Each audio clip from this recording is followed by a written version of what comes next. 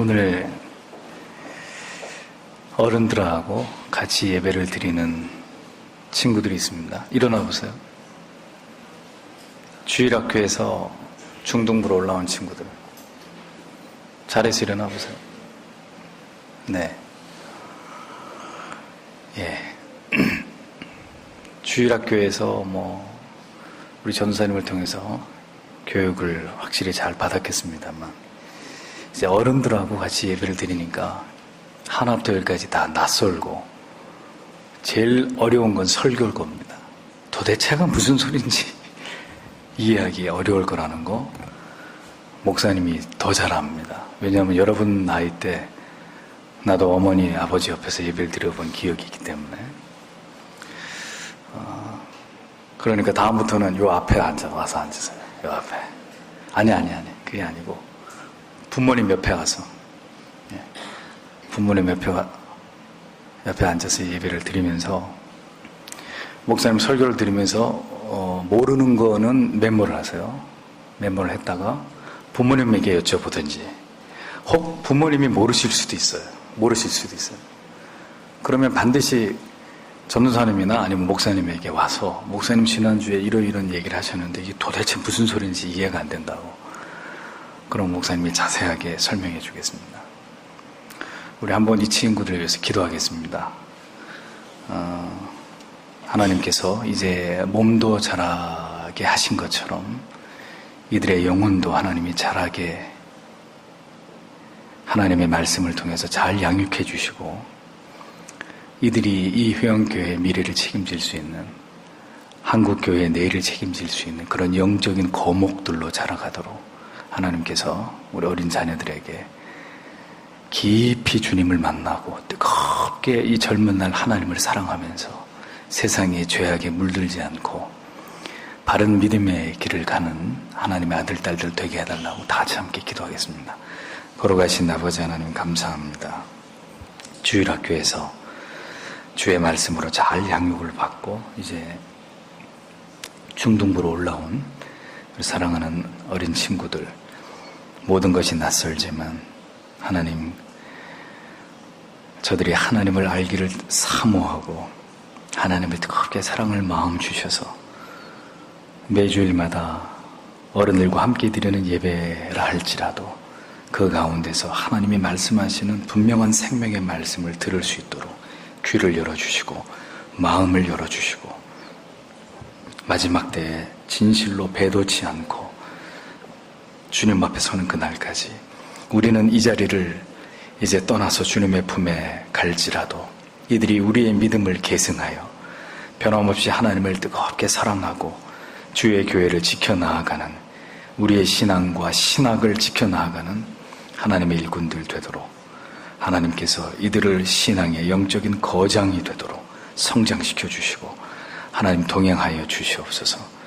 우리 먼저 믿은 우리 세대가 저들을 잘 이끌어주고 사랑하며 권면하며 사랑으로 품을 수 있도록 도와주시옵소서. 예수님 이름으로 기도합니다. 아멘. 잘 앉으세요. 잘 들으세요. 그래서 한두 가지만 건져도 감사한 거예요. 잘 귀담아 들으면 그렇게 어렵지 않아요. 소요리 문답 강의 89번째 시간으로 말씀을 통한 성령의 역사. 많이 추우세요? 아니면 저거 좀 꺼주시겠습니까? 목이 자꾸 잠겨가지고.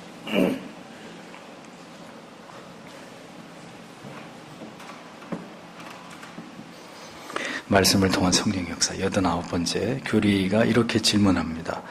말씀이 구원을 위해 효과적으로 역사하는 것은 무엇 때문입니까? 말씀이 구원을 위해서 효과적으로 역사하는 건 무엇 때문입니까? 이에 대한 진술이 이렇게 됩니다. 하나님의 성령이 성경 읽기와 특히 설교를 사용하여 죄인들을 깨닫게 하고 회심시키며 거룩과 위로를 더하사 믿음을 통해 구원에 이르게 하기 때문입니다. 이렇게 되어 있습니다. 하나님께서 성도에게 은혜를 베푸시는 외적인 수단 3가지를 지난주에 묶어서 88문에서 다루었습니다. 오늘은 그 3가지 외적인 수단 가운데 첫 번째로 성령께서 하나님의 말씀을 통한 어떤 방편으로 우리에게 효과적으로 은혜를 베풀어 주시는지를 강론으로 첫 번째로 이렇게 교리를 통해 다루어 보려고 합니다. 하나님께서는 구약에서의 선지자와 그리고 신약에서의 사도들을 통해서 하나님의 계시를 전달하셨습니다. 그리고 초대교회 때는 속사도 이른바 교부들을 통해서 역시 진리를 선포하게 하셨고, 종교개혁 이후에 오늘에는 이미 완성된 이 계시로서의 성경 말씀을 누구나 읽을 수 있도록, 읽고 묵상할 수 있도록 하나님이 그렇게 하나님의 말씀을 자유롭게 읽고 묵상하도록 이것을 성경을 열어주셨습니다만, 그 가운데서도 하나님은 특별히 소명하신 목사를 통해서 성경을 깊이 있게 연구하고 또 그 성경 말씀을 바르게 해석하고 그리고 이해함으로써 하나님께서 그 말씀을 통해서 그 시대의 성도들에게 어떤 뜻을 드러내고자 하시는지를 분별해서 이것을 영감 있게 전달하게 하셨습니다. 설교자를 통해서 하나님께서는 이 시대에도 하나님의 자녀들에게 성경의 진리를 토대로 한 그런 은혜를 하나님은 지금도 이렇게 전달하고 계신다라는 그런 의미입니다. 하나님께서 어떤 방편을 사용하셔서 이와 같이 설교자를 통해서 은혜를 전달하시는가? 오늘 교리는 두 가지를 얘기합니다. 성경 읽기와 설교, 이것입니다. 다시 말하자면 예배 시간 중에 목사가 낭독하는 이 성경 말씀이나 혹은 성경을 근거로 해서 전달하는 이 케르그마, 프리칭, 설교를 사용해서 하나님께서는 성도들에게 은혜를 이렇게 전달하신다는 거예요. 올바른 성경적인 설교에서 여러분들이 기회가 되시면 청교도들의 설교집들을 한번 보시면 설교 한 편에 수십 구절의 성경 구절들이 인용이 되는데 기가 막힌 것은 말입니다. 존 오웬 같은 목사님의 설교집을 보면 성경에 저처럼 그래도 성경을 그래도 많이 읽었다고 하는 목사도 성경에 이런 구절이 있었던가 하는 구절을 이렇게 끄집어내서 인용을 하는, 그래서 그 청교도들의 설교집을 읽으면 이 사람들이 얼마나 성경에 도통한 사람인지를 그야말로 깜짝깜짝 놀랄 만큼 저 구석에 있는 그러나 너무나 귀한 표현들을 이렇게 인용해서 수십 구의 성경 구절들을 인용하면서 설교를 하는, 전개해 나가는 그런 설교의 내용들을 많이 보게 돼요. 그러니까 올바른 성경적인 설교에서 이렇게 수십 개의 성경 구절들이 인용되는 것은 그 설교 속에서 더 강력하게 하나님의 말씀의 근거들을 제시함으로 말씀이 가지고 있는 지엄한 권위를 더 선명하게 드러내게 되는 것으로, 이러한 성경의 말씀과 설교가 이렇게 함께 어우러져서 하나님께서 자기 백성들에게 하고자 하시는 말씀이 영감 있게 그리고 가감 없이 전달되게 하시는 것이라는 겁니다. 다 떠나서 설교 내용 중에 성경이 자주 인용이 되지 않는다, 아니 거의 인용이 되지 않는다 하면 그건 절대로 성경적인 설교가 아니에요. 제가 설교를 하든 이 자리에서 누가 설교를 하든 여러분들이 다른 교회 가서 어떤 목사님의 설교를 들으시든 간에 이렇게 성경의 말씀을 토대로 설교에 나아감에 있어서 어떤 목적성을 지향해야 된다고 교리가 설명을 하고 있는데, 어떤 목적성이냐? 그 다음에 나오죠. 죄인들을 깨닫게 하고 그 다음에 회심시키며 그 다음에 거룩과 위로를 더하사 믿음을 통해 구원에 이르게 하기 위함이다. 이렇게 교리가 설명을 합니다. 그러니까 다시 말하면 설교의 가장 중요한 목적은 뭐냐? 먼저 진리를 깨닫게 하는 것이다 라는 것을 알 수 있습니다. 가장 중요한 게 뭐냐? 하나님의 말씀을 대할 때 가장 중요한 게 뭐냐? 깨닫는 일이다 이거죠. 성경을 보는데 흰색은 종이고 검정색은 글씨다, 잉크다, 이런 개념으로 성경을 아무리 오랜 세월 대해도 그것은 우리의 신앙에 아무런 유익이 되지 않습니다. 이거는 깨달아져야 돼요. 아하, 이게 그런 말씀이로구나, 이게 그런 뜻이로구나 하는 깨달음이 와야 되는 거죠. 제가 회원교회 와서 설교를 한 이후에 가장 많이 사용한 단어 가운데 하나가 바로 이 깨닫는 것이라는 표현이었을 겁니다.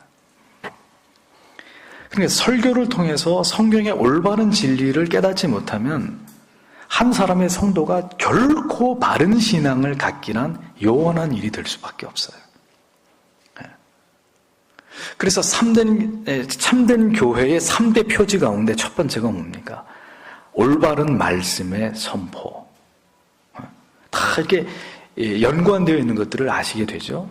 다 상호 연관성을 갖습니다. 기독교는 가만히 앉아서 아주 간편하게 구원을 받을 수 있는 그런 종교가 아닙니다. 하나님께서 우리에게 주신 이 방대한 진리의 말씀을 체계적으로 배우고 깨달으면서 그 깨달음을 토대로 하나님께서 기뻐하시는, 다른 말로 하나님이 인정하시는 신앙의 삶을 살아가야 하는 것이 바로 기독교입니다. 믿음으로 말미암아 구원을 받게 됐으면, 구원에 이르게 되었지만 그 구원은 다시 진리에 대한 진지한 노력과 열정과 깨달음에 대한 사모함과 그리고 말씀을 따라 지켜 행함을 통해서 증명될 때만이 그것이 바른 믿음이다, 이러한 평가를 받게 되는 거예요. 절대로 이것을 가볍게 여기서는 안 됩니다. 참된 믿음은 반드시 선한 행위로 증명이 되고 의로운 행함으로 인해 그 믿음이 다시 보증되는 이런 관계 속에서, 이런 관계를 신앙의 삶 속에서 지속해 나아가야 하는 것이 바로 성경이 말씀하고 있는 믿음이고 성경이 말씀하고 있는 구원받은 자가 되는 거예요. R.C. 스프롤이 쓴 구원의 확신이라는 책 20권 다 나갔습니다. 강제로 이렇게 안겨드렸으니까 다 나갔어요. 다음 주에 또 20권 주문할 겁니다. 오늘 불행히도 못 받으신 분은 다음 주에 또 전도사님 이렇게 안겨드릴 테니까, 돈이 없어서 못 사시는 분은 그냥 드릴 테니까 반드시 읽어보십시오.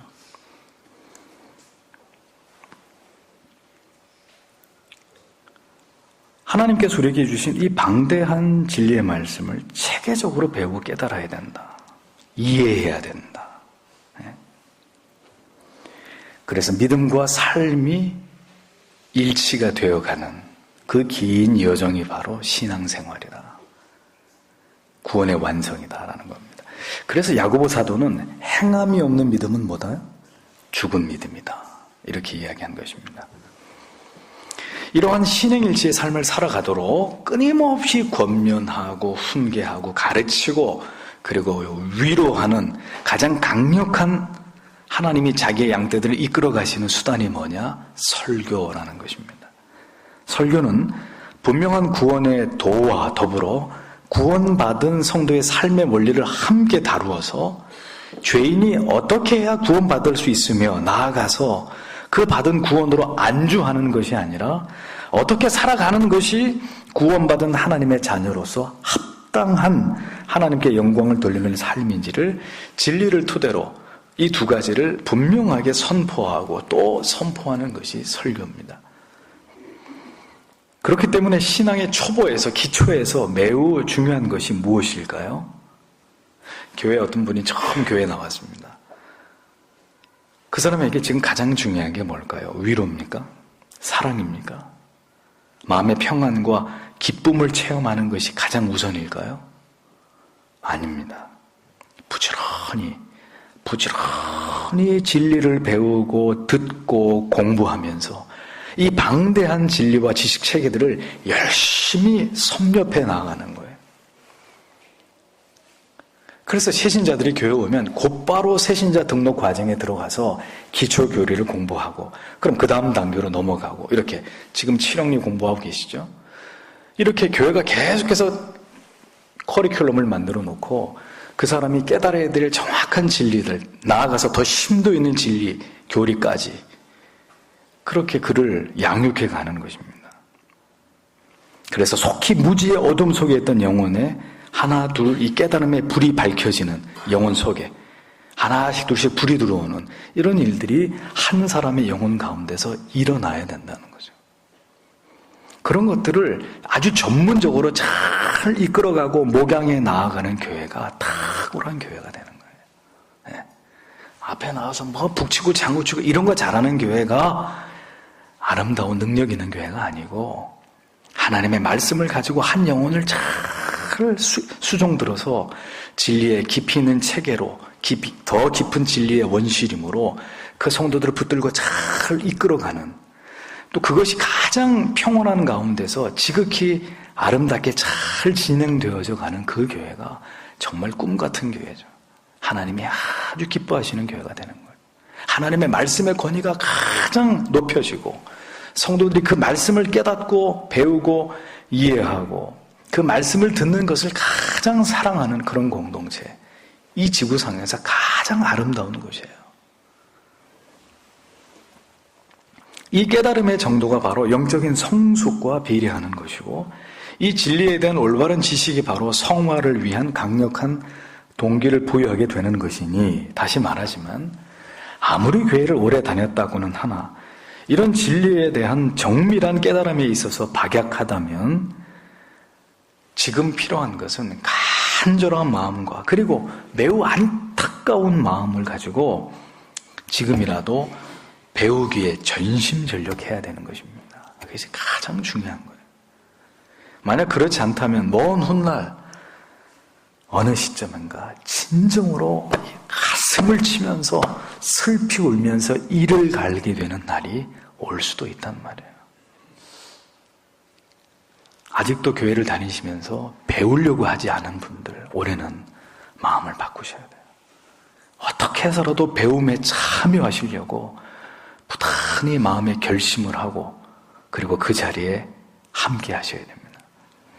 하나하나 진리와 그 진리를 토대로 한 교리를 깨달아가면 결국 우리의 영혼이 풍성해지고 내 믿음이 이제 믿음이 아니라 확신으로 변화되는 이런 은혜들을 경험하게 되는 거예요. 부디 여러분들에게 부탁드립니다. 내가 모르면 다 부정해버리고 내가 처음 듣는 얘기면은 다 이단이고 이렇게 표현하면 안 돼요. 그런 설교자에 대한 모독은 바로 진리에 대한, 성경에 대한 모독이 되는 거예요. 성도는 죽을 때까지 설교를 통해서 또 성경을 묵상하는 것을 통해서 깨달음 앞에 있어야 합니다. 깨달음. 이게 무슨 얘기냐? 오늘 저녁에도 이제 집에 돌아가셔서 가정의 가장께서, 집사님들께서 물어보는 거죠. 여보, 당신은 오늘 설교 말씀을 듣고 하나님 말씀을 듣고 뭘 깨달았어? 자, 이리 와봐라. 너희들은 뭘 깨달았느냐? 에? 우리가 언제나 죽을 때까지 그 깨달음 앞에 서 있어야 됩니다. 어느 순간 여러분에게 더 이상의 깨달음이 없게 된다면 이것은 둘 중에 하나의 문제가 있다는 것입니다. 첫째, 설교자의 영혼이 죽어 있다는 거예요.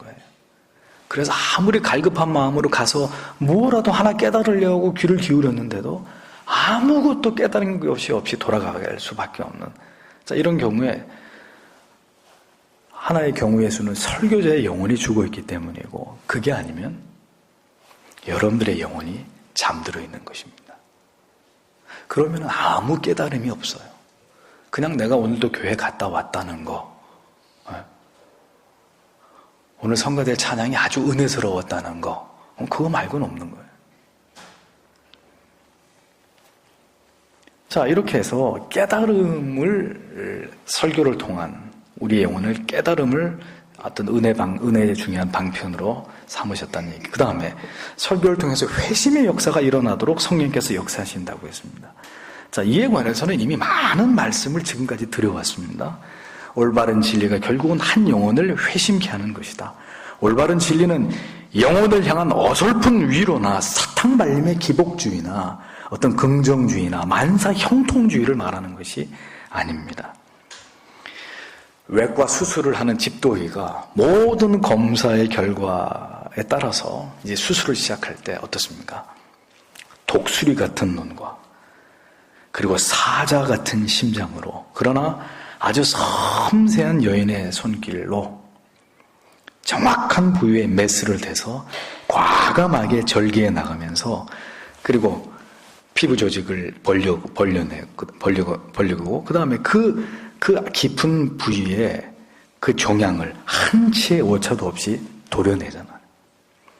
그렇게 하듯이 정확한 진리의 정수를 죄로 오염된 영혼의 한복판에다가 투여해서 그 진리가 가지고 있는 그 본질적인 능력에 의해서 한 영혼이 거듭나게 되는 그런 역사를 불러일으키는 것이 바로 설교라는 것입니다.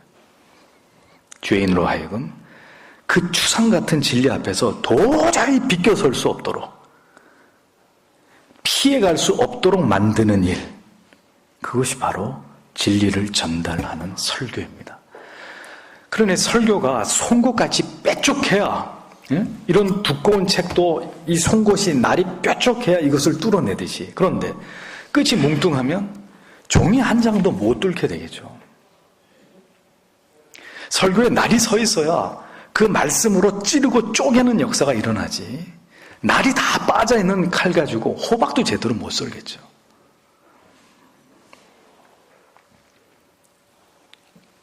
그러므로 사도행전에 등장하는 사도 베드로나 스데반 집사나 사도 바울의 설교의 내용을 여러분들이 주의해서 관찰해 보세요. 언제나 복음의 핵심을 죄인의 심장부에 투여하는 것을 볼 수 있습니다.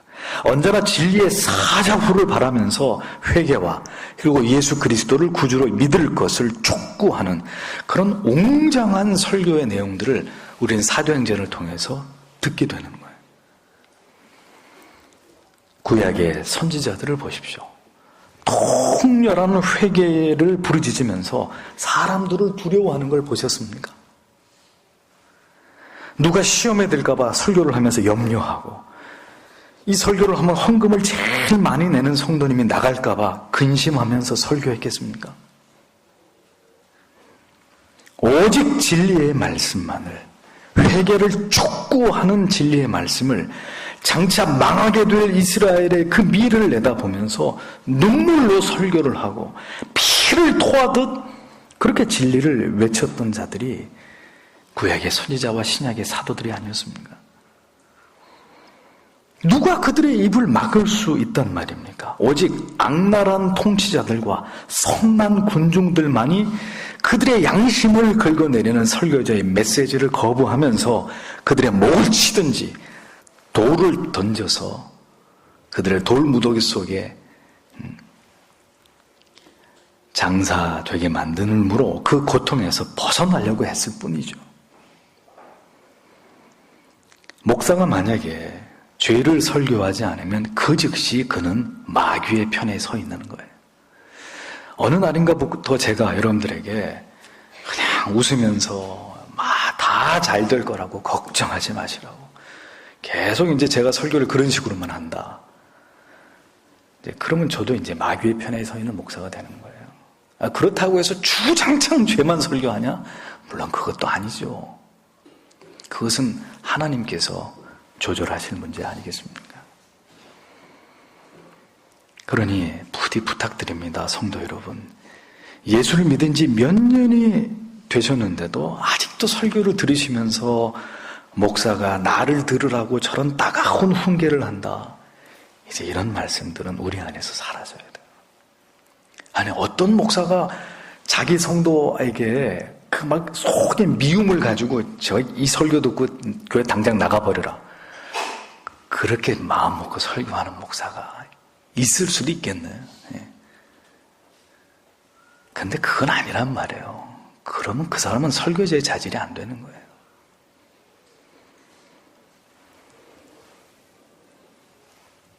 그래서 우리가 그런 생각해 봐야 돼요. 두려운 마음을 가지고 내가 죄에 대해서 그 어떤 설교도 들을 필요가 없을 만큼, 혹은 이미 충분히 죄에 대한 설교를 들어서 더 이상은 들을 필요가 없다고 믿을 만큼 내가 하나님 앞에 지금 당당하다.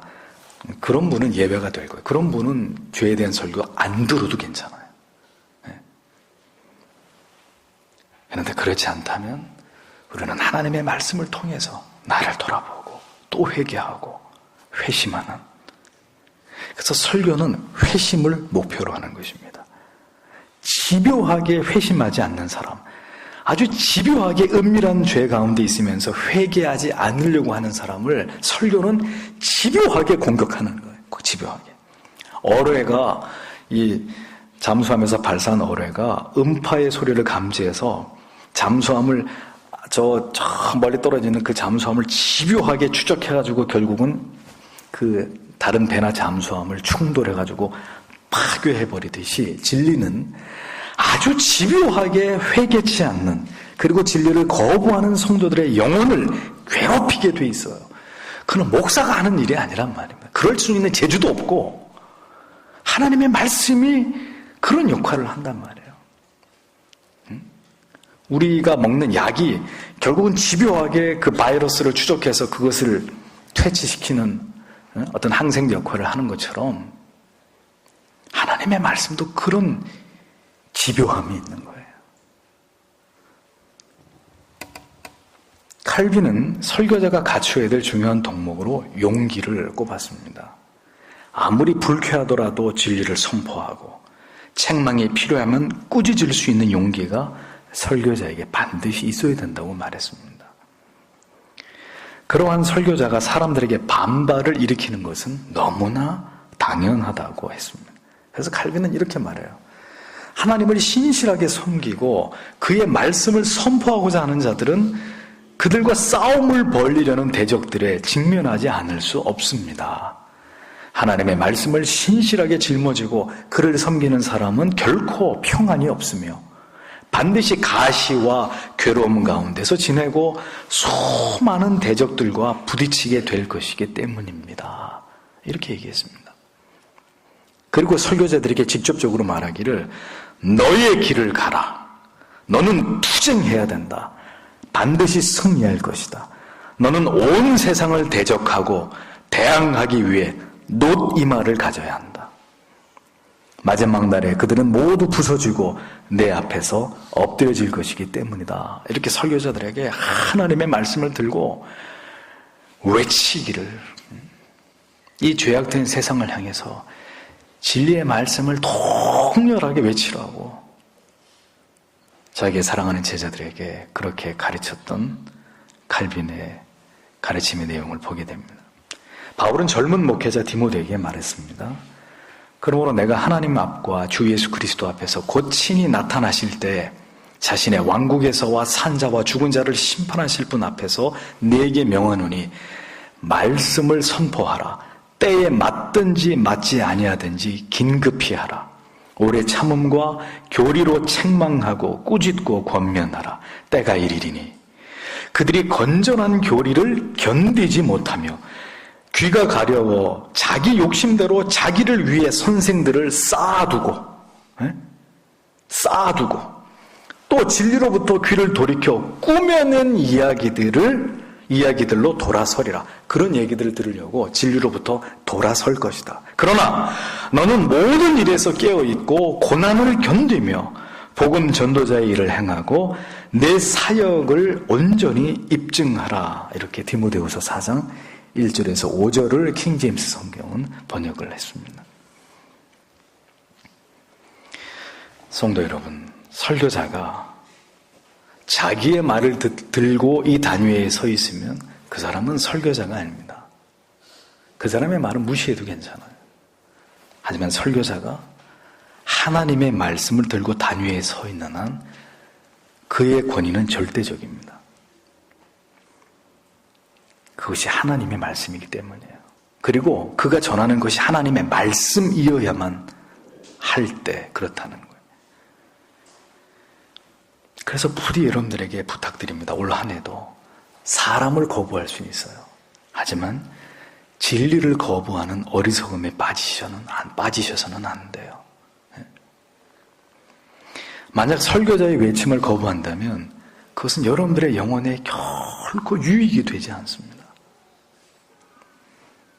가모니슬 같은 말과 듣기에 부담이 되지 않은 즐겁고 감동적인 얘기들은 절대로 여러분들의 영혼을 살찌우지 못합니다. 그저 하루 저녁, 하루 오후에 재밌게 웃고 참 목사님 배꼽 빠지겠네. 너무너무 재밌고 그냥 이렇게 한번 호탕하게 웃는 것으로 끝나는 것이지 여러분들의 영혼을 살주지 못해요. 저 마귀가 삼킬 자를 두루 찾는 무서운 박해와 핍박의 날이 도래하게 될 때 그런 가벼운 말씀들만으로는 그렇게 해서 나약해질 대로 나약해진 여러분들의 영혼의 상태로는 절대로 그 두려움과 공포를 맞설 수 없단 말입니다. 그 유혹을 뿌리칠 수 없단 말이에요.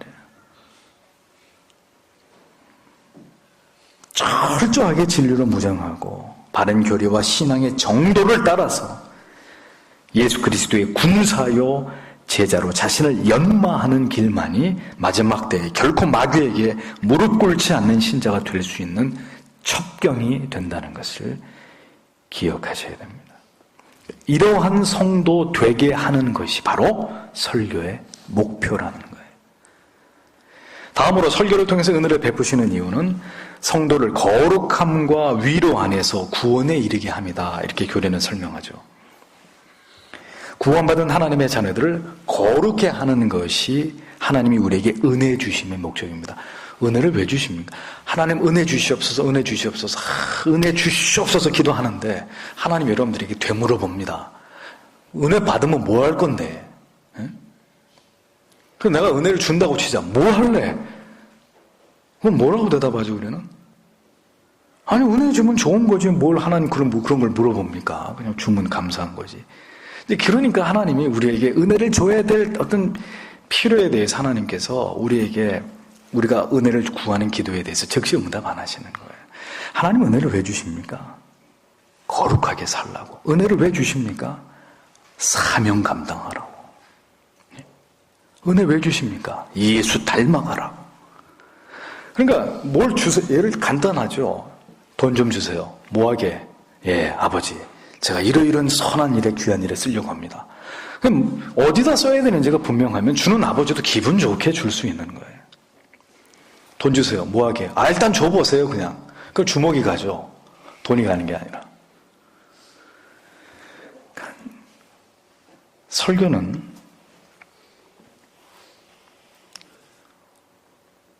성도로 하여금 이 땅에 살아가는 이유와 목적이 거룩이라는 사실을 날마다 일깨워주는 그 목표를 지향하는 것입니다.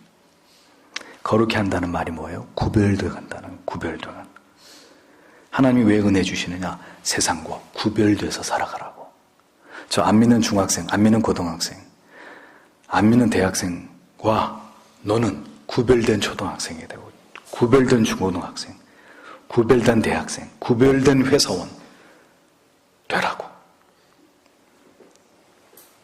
제가 자주 말씀드리죠. 부자가 아닌 성도는 말이 돼도 성별되지 않은 성도는 말이 되지 않는다. 그건 성립되지 않는 말이에요. 여러분을 직분자로 세우고 목사로 하여금 돌아서서 눈물을 흘리게 만들지 마세요. 잘못된 직분자 세워놓고 목사가 회개하는 일이 없도록 부디 청지기 여러분 주님 앞에 충성하셔야 돼요. 그렇지 않으면 내가 여러분들을 대신해서 회개할 자가 되는 거예요. 하나님, 제가 세웠습니다. 제가 저분을 세웠습니다. 하지만 저분이 저렇게 하니 하나님, 이 종을 쳐달라고. 부디 직분을 받으신 여러분들이요, 최선을 다해서 사명 감당하세요. 그럴 자신 없으면 내려놓는 게 나아요. 직분이 벼슬입니까? 이제는 그런 분 안 계실 줄 압니다. 서리 집사 임명 안 해주시면 교회 안 나오시고, 직분 안 주면 시험에 드는, 이제 우리 회원교회 성도님들 중에는 그런 분이 안 계시리라고 저는 믿습니다. 내가 감당할 수 없을 것 같으면 평신도로 돌아가는 게 거룩입니다. 맡겨놓으면 불성실하고 무책임하고 기도하지 않으시고 예배 안 드리시고, 그런 불성실함과 거룩하지 않음으로는 하나님을 경외할 수 없습니다. 하나님의 나라를 섬길 수 없습니다. 그의 뜻을 이루어갈 수 없어요. 그렇게 할 수 있는 방법은 없습니다. 마지막으로 설교에는 위로가 필요합니다. 하나님께서는 하나님을 경외하는 자들을 위로하기를 기뻐하십니다. 지난주 금요일에 사도 바울 사도행전 설교를 하면서 말씀드렸죠.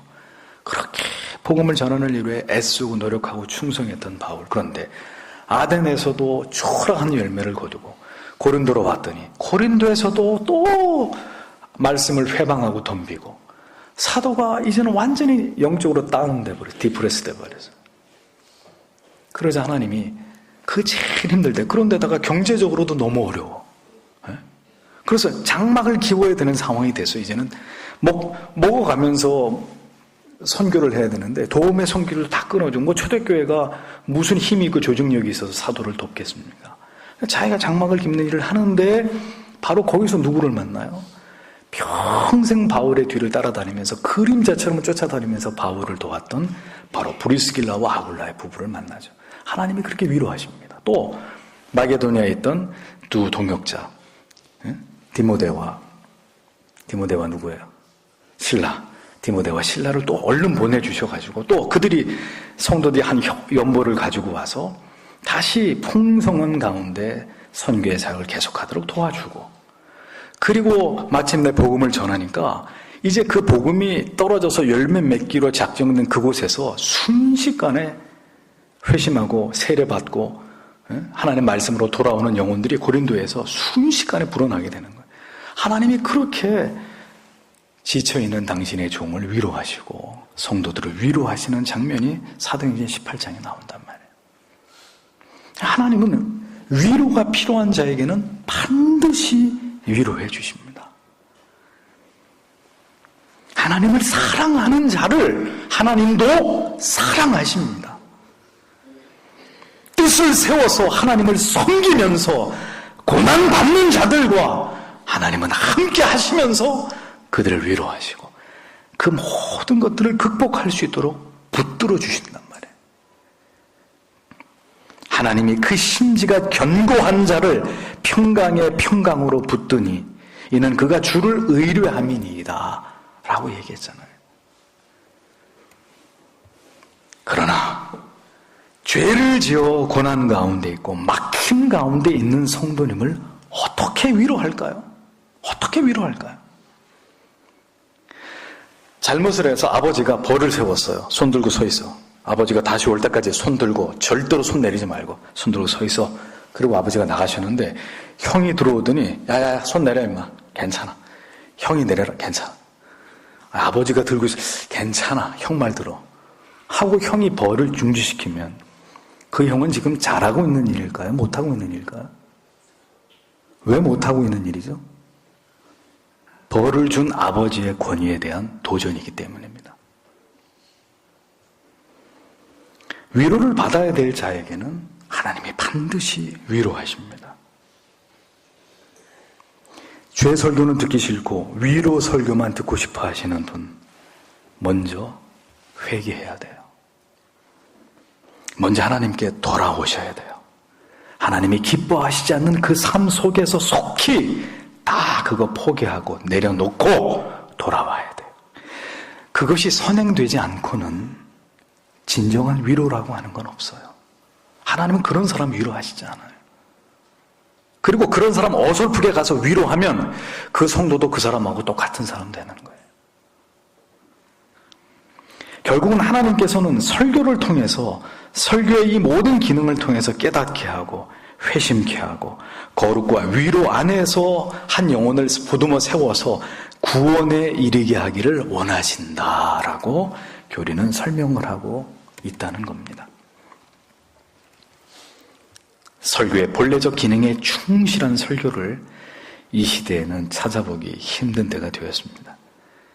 진리를 통한 깨달음으로 우리의 삶을 교정하고 무지에서 벗어나고 보다 하나님을 알아가는 일에 열심을 내는 그런 교회, 목회자, 성도는 이제 점점 희귀한 시대가 되어버렸습니다. 여기서 있는 목사도 앞으로 얼마나 더 견딜 수 있을지 장담할 수 없어요. 변질되지 않고 그냥 이제 편하게 좀 쉽게 갑시다 하면서 점점 삐딱해질, 언제 그런 날이 내게 찾아올지 저도 장담할 수가 없어요. 사랑하는 성도 여러분, 끝까지 바른 길을 가야 돼요. 끝까지. 여기 서 있는 목사도 끝까지, 시작은 너나 할 거 없이 시작을, 마라톤 시작할 때 보세요. 전부 다 완주할 것처럼 1등 할 것처럼 다 뛰어나가잖아요. 결승점에 가면 오직 한 사람만이 대부를 끊습니다. 끝까지 바른 길을 가는 것이 그렇게 어려운 길이에요. 그러니까 저도 사력을 다해야 되는 것이고, 여러분들도 함께 목사와 그 길을 끝까지 완주하기 위해서 최선을 다하셔야 되는 거예요. 이 일을 위해서, 성도님들을 위해서는 목사의 기도가 필요한 것이고, 목사를 위해서는 여러분들의 기도가 필요한 것입니다. 목사를 위해서 기도하시나요? 이 주일의 오전과 오후의 설교를 위해서 여러분 기도해 주십니까? 기도해 주신다고 믿을게요.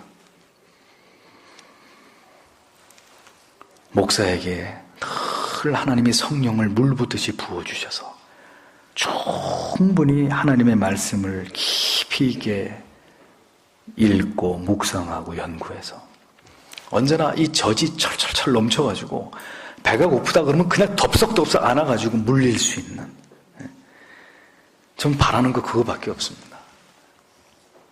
한 3년 동안 매주마다 수십 편의 설교를 준비하다 보니까 어떨 때는 이 고갈이 되는 걸 제 자신도 느껴요. 영감이 와야 뭘 설교를 뽑아내죠. 어떨 때는 하루 종일 멍하니 있는 거예요. 기도도 안 되고, 음악도 들어보다가, 책도 보다가, 또 안 들어오면 집어 던지고, 또 머리를 싸매고 기도하다가, 어떨 때는 설교식, 예배 시간 거의 수요일날 금요일 같은데 거의 다 돼 가서 그 하나님이 불쌍하니까 제가 천만에요. 수요일날 금요일날 오시는 성도님들이, 그러니 하나님이 또 막 부어주셔가지고 정신없이 또 설교 원고를 준비해가지고 설교를 하는 그런 때도 있었습니다. 어떨 때는 아주 잘 준비된 설교가 죽을 쓰고, 어떨 때는 그렇게 준비하지 못했지만 그래도 하나님의 은혜로 준비한 설교에 성도님들은 은혜를 받으시고, 이런 걸 보면 하나님이 하시는 거구나, 내 머리로 하는 게 아니구나, 그런 걸 느끼는 거죠.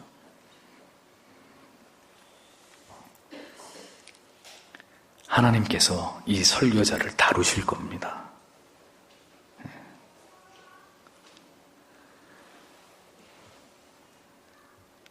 설교자들은, 올바른 설교자들은 사람의 말을 듣고 좌지우지할 자들이 아닙니다. 그들이 올바른 설교자들이라면 기도로 오늘도 세워진 설교자에게서 하나님의 말씀을 읽을 수 있도록 한 해도 많은 기도로 여러분들이 목사를 도와주시는 동역자들이 되셔야 합니다. 오늘도 목사의 입을 통해서 하나님의 어떤 마음을 우리에게 보여주실까? 그래서 목사가 온전히 설교에만 신경을 쓰고 여러분 한 영혼 한 영혼을 떠올리면서 기도하고 이 일에만 집중할 수 있도록 때로는 저의 괴로움들을 좀 가져가 주세요. 뭘로? 기도로.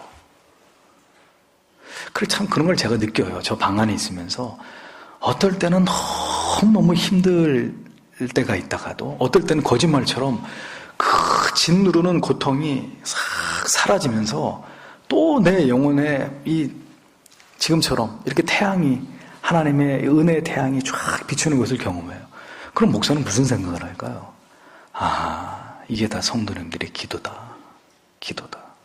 누군가 지금 나를 위해서 기도해 주시는구나. 그 힘으로 목회하는 겁니다.